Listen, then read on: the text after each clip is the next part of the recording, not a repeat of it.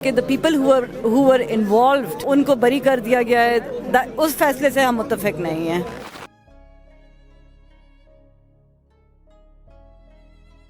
दोस्तों, आज हम एक अत्यंत दुखद और ख़तरनाक घटना की ओर बढ़ रहे हैं, जिसमें प्यार ने एक अद्वितीय रूप लिया। ये कहानी है जब एक प्रेमिका की जान खतरे में थी और उसका प्रेमी उसकी हत्या कर बैठा। हम इस घटना के पीछे की कहानी को जानने और समझने की कोशिश करते हैं कि किस तरह प्यार का रंग खून में रंग जाता है। मेरा नाम है यशवंत और आप देख रहे हैं क्राइम टेबल नंबर 99। ये कहानी पाकिस्तान के इस्लामाबाद की है, जहां 20 जुलाई 2021 पाकिस्तान के इस्लामाबाद सेक्टर F7/4 से पुलिस को फ़ोन जाता है। फ़ोन में कुछ ऐसी बातें बताई जाती हैं जिसे पुलिस सुनकर F7/4 के लिए रवाना हो जाती है। पुलिस जब वहां पहुंचती है तो उन्होंने देखा कि कुछ लोग एक लड़के को रस्सी से बांधकर रखे हुए थे और वहां एक लड़की की सरकटी लाश डली थी, जिसे देखकर बाद में पुलिस भी हैरान हो गई, क्योंकि जिस इलाके में वारदात हुई थी वो आम इलाका नहीं था। वहाँ बड़े बिजनेसमैन और पॉलिटिशियन रहा करते थे और हाई फाई सोसाइटी इलाके में इस तरह की वारदात को अंजाम दिया गया था, यह कोई भी नहीं सोच सकता था।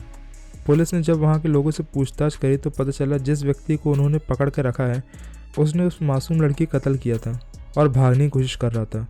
वहीं कुछ खड़े हुए लोग बोल रहे थे उसकी तबीयत खराब है, उसे जानबूझकर नहीं किया, यह उससे धोखे से हो गया है। लेकिन पुलिस के सामने सबसे बड़ा प्रश्न था कि अगर यह लड़का बीमार था तो हॉस्पिटल में क्यों नहीं था, और अगर बीमार नहीं था तो उसने ऐसा क्यों करा, क्या वजह होगी। पुलिस डेड बॉडी को तुरंत पोस्टमार्टम के लिए भेजती है और उस लड़के को हिरासत में लेकर उसे पूछताछ चालू करती है। आलीशान इलाके में एक घर में एक लड़की की सिरकटी लाश मिलती है। जब पुलिस ने छानबीन करी तो पता चला उस लड़की का नाम नूर मुकद्दम है और जिस लड़के को बांध कर रखा था उसका नाम जाहिर जफर है। पुलिस जब पूछताछ करती है तो वह बताता है कि वह दिमागी रूप से बीमार है, उससे यह काम बीमारी के चलते अनजाने में हो गया, और उसने कहा कि नूर ड्रग्स लेती है, जिसके कारण उसके बीच थोड़ी सी कहासुनी हो गई और यह घटना घट गई। जब नूर की पोस्टमार्टम रिपोर्ट आई तो उसमें ड्रग्स लेने से संबंधित किसी प्रकार का जिक्र नहीं था। पुलिस को जाहिर के ऊपर शक होने लगा, उनको लगा यह उनसे कुछ छुपा रहा है। तब पुलिस ने उससे और भी सख्ती से पूछताछ करी और साथ ही दोनों की कॉल डिटेल भी निकालती है।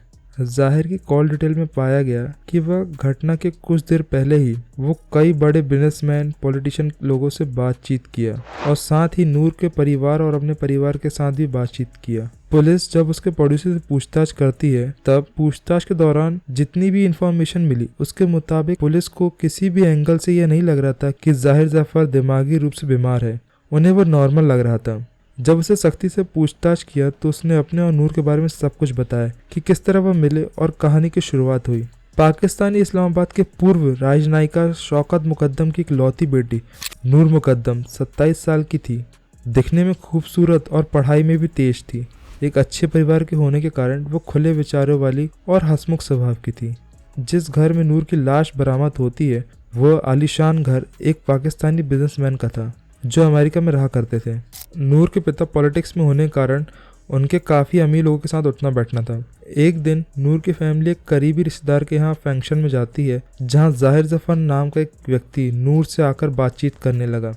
जाहिर जफर अमेरिका की नागरिकता हासिल की थी क्योंकि वो बचपन से वहीं पढ़ा लिखा और बड़ा हुआ था। दिखने में वह अच्छे और अमीर घर का लड़का था।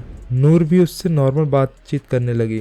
बातचीत करते करते दोनों में दोस्ती हो गई और वो दोनों अपना नंबर एक्सचेंज कर लेते हैं। बातचीत का सिलसिला यूं ही चलता रहा और देखते देखते दोनों में प्यार हो गया और लिविंग रिलेशनशिप में आ गए। इनके बीच 3 साल तक सब कुछ सही था, लेकिन फिर रिश्तों में खटास आने लगी और वक्त बीतने के साथ साथ इनका प्यार नफरत में बदल गया और आगे चलकर इनका ब्रेकअप हो गया। जाहिर जफर अपने घर वापस अमेरिका जाने के लिए 19 जुलाई को टिकट बुक करते हैं, लेकिन जब ये बात नूर को पता चली तो उसने जाहिर जफर से एक आखिरी बार मिलने का प्लान बनाया और वह 9 जुलाई की रात जाहिर जफर के घर पहुंच गई और नूर ने अपनी आखिरी रात जाहिर जफर के घर बिताई। पुलिस ने पूछा जब सब ठीक चल रहा था तो फिर तुमने ऐसा कदम क्यों उठाया, तो उसने बताया मेरे पिता मेरे ऊपर काफ़ी पाबंदी लगाए थे। मुझे किसी भी अकाउंट से पैसे निकालने की इजाज़त नहीं थी, जिसके कारण मेरे पास पैसे नहीं थे और मेरी फ़्लाइट भी छूट चुकी थी। मुझे पैसों की सख्त ज़रूरत थी। मैंने नूर से पैसों का इंतज़ाम करने को कहा।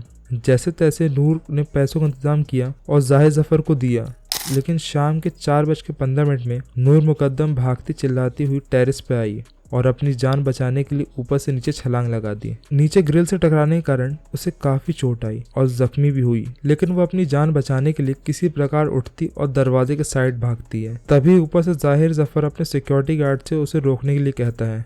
तब तक जाहिर नीचे आता है और नूर मुकद्दम को उसके बालों से घसीटता हुआ ऊपर वापस घर ले जाता है और दोनों के बीच झगड़ा शुरू हो गया। यह झगड़ा देखते ही देखते हाथापाई पर आ जाता है। जाहिर साइड में पड़ी चाकू से नूर के सर पर हमला कर देता है।